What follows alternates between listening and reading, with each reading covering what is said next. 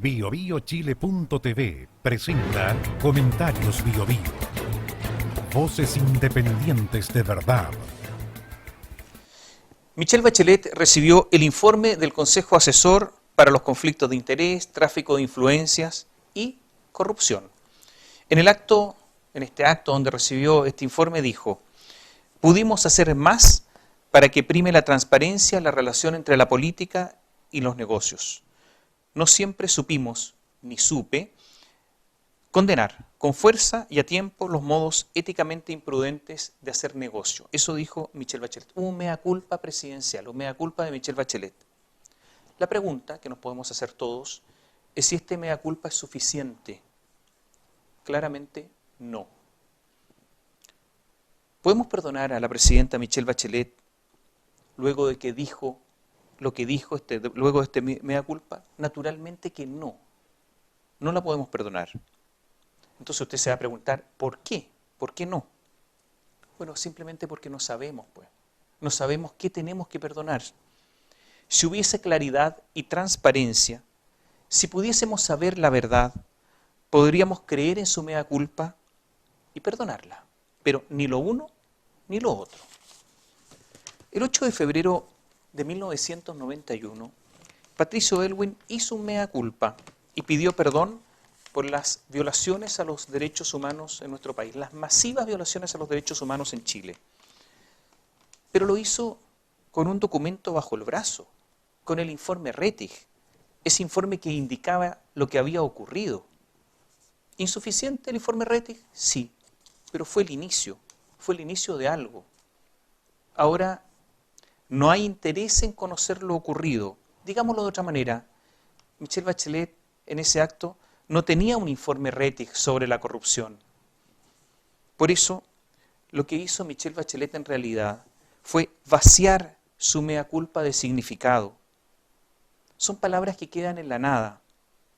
Si alguna vez Joaquín Lavín, con su famoso cosismo, vació de significado la palabra política, lo que hace ahora Michelle Bachelet es vaciar de significado su mea culpa.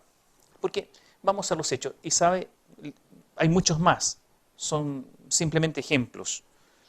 Michel Jorrat, el director del Servicio de Impuestos Internos, funcionario de la exclusiva confianza de la Presidenta de la República, ha sido un dique, un obstáculo para investigar a los políticos. Después de que dijo que prácticamente no iba a haber denuncia, ni siquiera una simple denuncia, ¿para qué decir querella?, en contra de los políticos, Michelle Bachelet lo confirmó en el cargo. Dichos y hechos. Michelle Bachelet dijo que casi no conocía a Giorgio Martelli, uno de los operadores, de los recaudadores por excelencia de la nueva mayoría. Sin embargo, Giorgio Martelli fue el administrador electoral de su campaña presidencial en el año 2005, dijo que no lo conocía casi.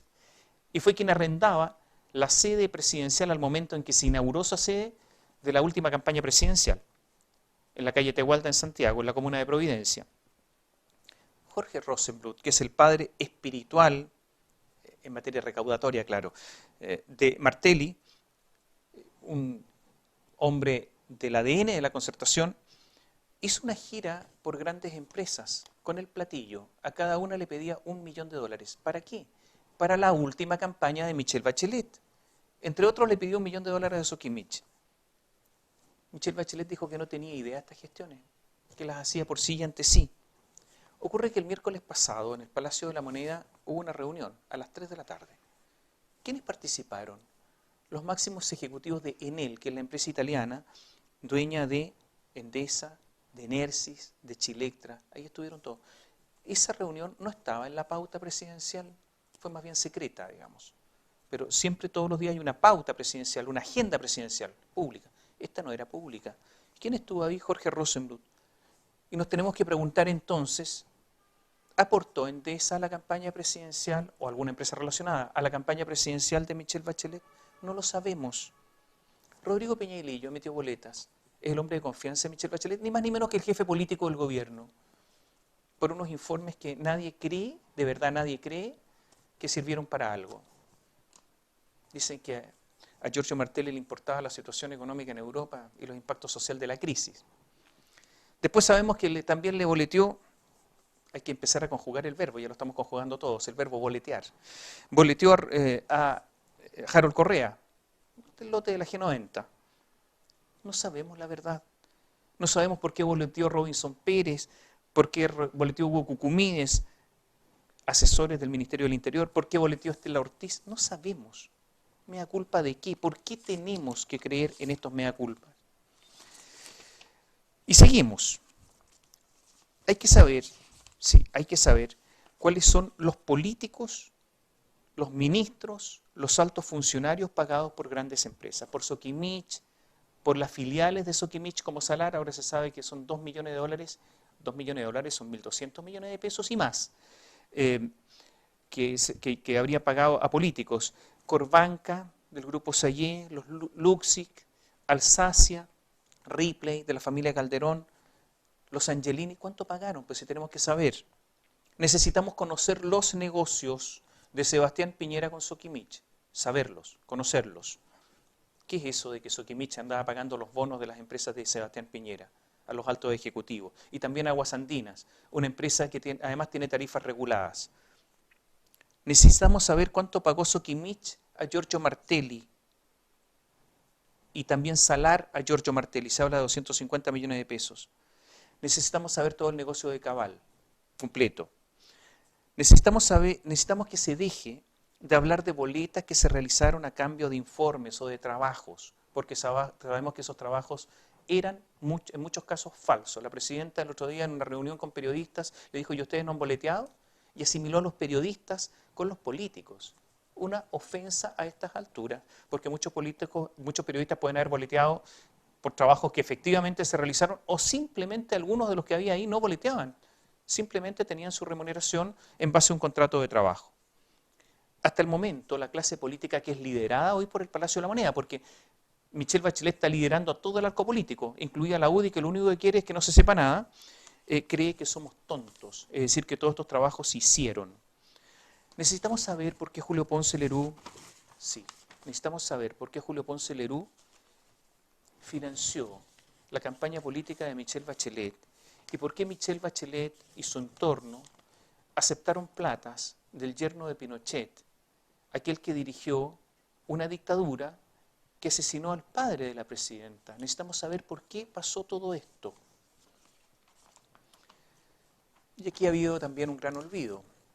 En ese acto la presidenta no se refirió a los honestos, a los que no se dejaron tentar, a los políticos honestos, que lucharon en las contiendas electorales sin tener esos financiamientos, sin emitir boletas, y que a lo mejor perdieron, que no tuvieron carrera política. A los empresarios que tuvieron que competir con esos empresarios que se compraron la política y que por esa razón pudieron tener audiencias, no solamente en el Congreso, sino también en el Palacio de la Moneda. Ni siquiera hubo un mero recuerdo para la gente honesta. La presidenta dijo en este acto que Chile no es un país corrupto. No lo podemos saber porque no sabemos. Hay que investigar para eso. Eso es una expresión, una frase a estas alturas simplemente gratuita, usted comprenderá. Sin que sepamos, el acto de contrición de Michelle Bachelet es un acto vacío, absolutamente vacío y sin significado. Michelle Bachelet representa a todo el arco político, incluyendo la oposición, la UDI, que se encuentra sumida en un fango corrupto. No se puede perdonar la nada, no se puede perdonar la nebulosa, ni menos perdonar, que ha ocurrido, el ocultamiento. Por eso el mea culpa presidencial no puede ser acogido. Mientras no haya verdad, no puede haber perdón. Nada puede quedar en blanco en un acto de amnesia colectiva. BioBioChile.tv presentó Comentarios Bio Bio. Voces independientes de verdad.